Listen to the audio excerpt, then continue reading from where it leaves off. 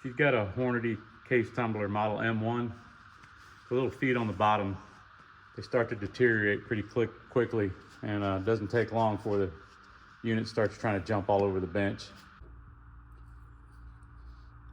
Here you can see these little feet, they just start to deteriorate and split apart. It doesn't take long before the unit starts jumping all over the bench.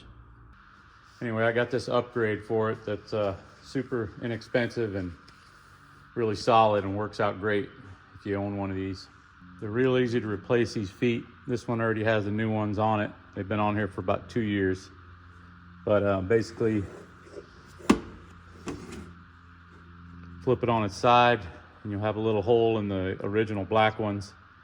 And it takes a Phillips screwdriver to go inside the hole and remove them, put the new ones on. And they're direct fit replacement.